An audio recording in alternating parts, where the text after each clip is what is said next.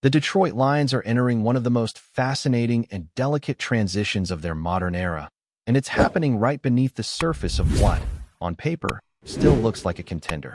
But when you start peeling back the layers of this offseason, one storyline rises above the rest, and it's not flashy. It's not a headline-grabbing blockbuster move. It's something far more subtle and far more dangerous. It's the loss of stability. And nowhere is that more evident than with the departure of Taylor Decker. For nearly a decade, Decker was more than just a left tackle. He was the quiet foundation of everything Detroit built offensively. While stars grabbed headlines and skill players filled highlight reels, Decker was the constant, the anchor, the player who ensured that the system worked the way it was designed. And Lions fans know that. When surveyed about the biggest free agent loss heading into 2026, the overwhelming response pointed directly at him. That tells you everything you need to know about how this fanbase understands football at a deeper level. Because this isn't just about losing a player. This is about losing continuity at one of the most important positions in the entire sport. The left tackle spot is not something you casually replace. It's not plug-and-play, especially in an offense that relies so heavily on timing, rhythm, and protection schemes. Decker's experience wasn't just physical, it was mental.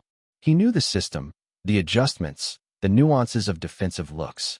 That kind of knowledge doesn't transfer overnight. And the reality is, Lions fans remember what life was like before Decker. That instability, that revolving door at left tackle, that constant pressure disrupting the offense before it even had a chance to develop. That memory is what's fueling the concern now. Because while some believe his recent injury struggles may have slightly diminished his peak performance, the baseline he provided was still elite in terms of reliability. Now compare that to the other major loss that fans highlighted, Alex Anzalone. A defensive leader, a vocal presence, a player who wore the green dot and orchestrated the unit for years. His departure is significant, no question. But there's a sense that Detroit has been preparing for that transition, especially with Jack Campbell stepping into a larger leadership role. That succession plan exists. On the offensive line, it's far less clear. And that uncertainty is where the real tension begins to build heading into 2026. Because the Lions are not operating from a position of excess right now. They're managing a tight salary cap, making calculated decisions, and in many ways, betting on internal development and low-cost external additions to maintain their competitive window. You can see that philosophy clearly in how they approached free agency, particularly on offense. Instead of chasing high-priced stars, they targeted value. Players like Isaiah Pacheco, Tyler Conklin, and Greg Dortch represent a very specific strategy. These are not headline signings, but they are calculated risks designed to maximize production per dollar. Pacheco, for instance, comes in at a fraction of the cost of David Montgomery. And while there's no denying that this is a downgrade in terms of proven consistency, the Lions are banking on upside. They're betting that another year removed from injury could bring back the explosiveness that made him such a dynamic runner earlier in his career. At that price point, it's a gamble worth taking, but it's still a gamble. Conklin, on the other hand, might be one of the more quietly brilliant moves of the offseason. A veteran tight end with a track record of production, signed at essentially a minimum cap hit thanks to the veteran salary benefit. This is the kind of move that doesn't just add depth, it adds insurance. Especially with questions surrounding Sam Laporta's health, having a reliable option who can step into a larger role if needed is critical. Then there's Greg Dortch, who represents both a financial and stylistic pivot. Replacing Khalif Raymond at a significantly lower cost, while getting younger and potentially more versatile in the return game. It's a move that reflects a broader organizational philosophy. Stay efficient, stay flexible, and trust your system to elevate players. But here's where things get really interesting. Because while the offense is trying to maintain efficiency through value signings, the defense is taking a very different kind of risk. And that brings us to one of the most intriguing additions of the offseason, Peyton Turner. This is the kind of move that defines regimes. Turner is not a safe player. He's not a proven commodity. He's a former first-round pick whose career has been derailed by injuries. And yet, the Lions see something there. They see the traits, the athleticism, the potential that once made him a top prospect. At 6'6", 270 pounds, with elite athletic testing numbers, Turner has the physical profile of a difference maker.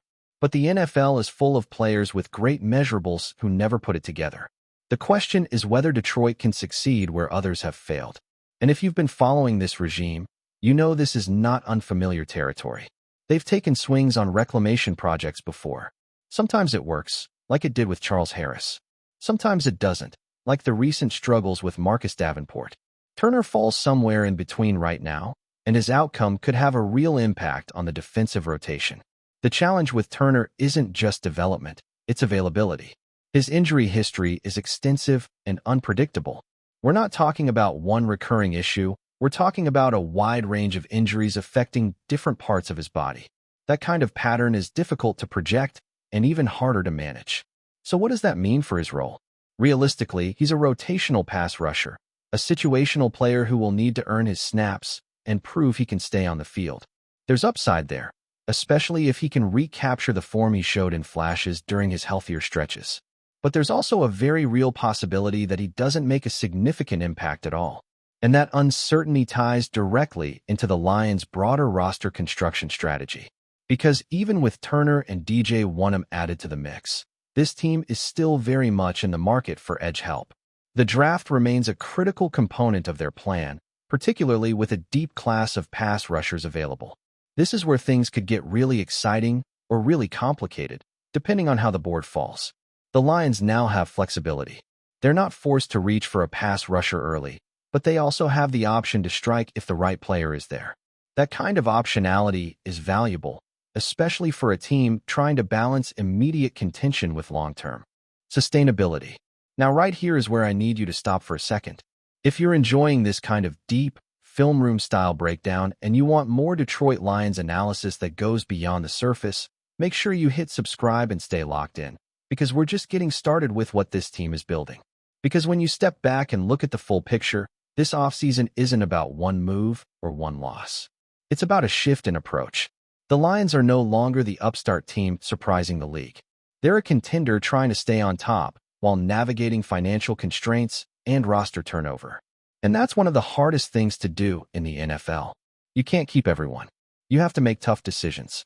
You have to let veterans walk and trust that your system, your coaching, and your player development pipeline can fill those gaps. But every decision comes with risk, and the margin for error gets smaller the closer you get to a championship. Losing Taylor Decker increases that margin for error on offense. Adding players like Pacheco and Dortch introduces variability into the skill positions. Taking a chance on Turner adds volatility to the defensive front. These are not safe moves. They are calculated, but they are risky. And yet, there's a logic to all of it. This front office believes in its ability to identify undervalued talent. They believe in their coaching staff's ability to develop players. And most importantly, they believe that their core, the foundation of this team, is strong enough to absorb these changes. The question is whether that belief will hold up over the course of a long, grueling NFL season. Because if the offensive line takes a step back, if the pass rush fails to generate consistent pressure, if the bargain additions don't outperform their contracts, then suddenly the Lions go from a team chasing a Super Bowl to a team fighting just to stay in the playoff picture. But if it works, if the replacements step up, if the system continues to elevate players, if the risks pay off, then this could be the kind of offseason we look back on as a masterclass in roster management. That's what makes this moment so compelling. It's not defined yet. It's not decided. It's a fork in the road, and the Lions are walking a very fine line between sustained success and potential regression. And as we head deeper into the offseason, with the draft still ahead and roster battles yet to be decided, one thing is absolutely certain. This team is going to look different. The identity is evolving. The pieces are shifting, and the pressure is higher than it's been in years. So now it comes down to execution, coaching, health, development, and a little bit of luck. Because in the NFL, that's often the difference between a team that stays on top and one that falls back into the pack. If you want to keep following every twist and turn of the Detroit Lions' journey through this critical 2026 season, make sure you subscribe, turn on notifications, and don't miss what's coming next, because this story is far from over.